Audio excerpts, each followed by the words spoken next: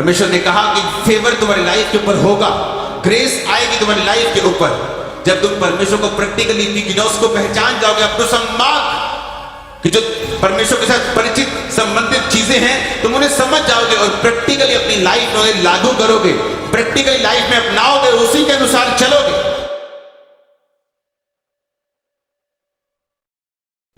उसने कहा जो व्यक्ति वचन को सुनता और उसके बाद बाहर जाके फिर अपनी मर्जी करता है, उस व्यक्ति के समान है जिसने अपना मुंह शीशे में देखा और बाद में भूल गया वो कैसा था।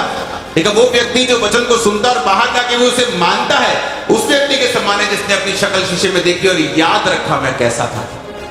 हालेलुया।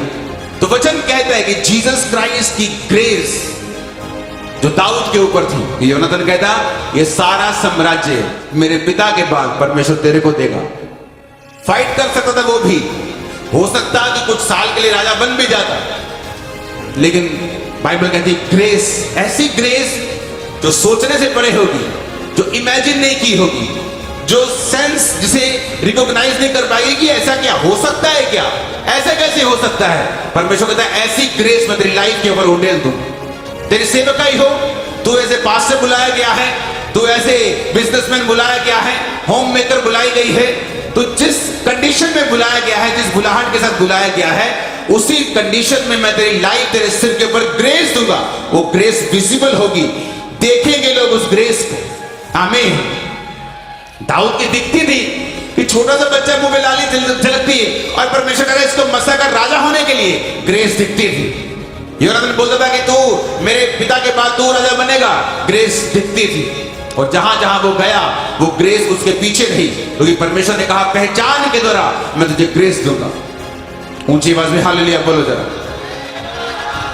आपका काम है दर्शनों के साथ चलना। जो दर्शन खुदा ने आपके दास को, अपने पास्टर को दिया है, आपकी चर्च को दिया है, जिस चर्च के मेंबर हैं, अगर वो सोल सेविंग वाली चर्च है तो वह तभी वहां पे जाइए। अगर वो रूहें बचाने में, वचन प्रीच करने में विश्वास रखती है, मिरेकल्स में विश्वास करती है, तो जाइए और उस चर्च के साथ खड़े हो जाइए, खड़े हो जाइए और काम कीजिए हर तरह से, और फिर देखिए ग्रेस आती है कि नहीं आती। परमेश्वर का दास स्वर्गीय रीनट बॉन्ग इस तरह से कहते जितनी कम सामर्थ तुम्हारी लाइफ में होगी उतने ज्यादा केक्स और कॉफीज और पिकनिक्स लगेंगी चर्च को पालने में और बनाने। और जिसके पास सामर्थ थी, यूहन्ना भविष्यद्वक्ता लिखा, जंगलों में भी लोग कहते बोलते थे सांप के बच्चों, कहते नहीं तेरे को लिया, तब भी तेरे पास ही आए। भीड़ जीसस के पीछे होती थी, जीसस बोला नहीं अब मुझे भीड़ नहीं चाहिए, मुझे आगे जाना है। नहीं प्रभु तेरे पास तो भी वो प्रधान जी मिलने के लिए आ रहे हैं, जीसस कहते मुझे और भी जगहों के ऊपर भेजा गया है। ग्रेस आपको फॉलो करेगी, आपको ग्रेस के पीछे भागने की जरूरत नहीं पड़ेगी।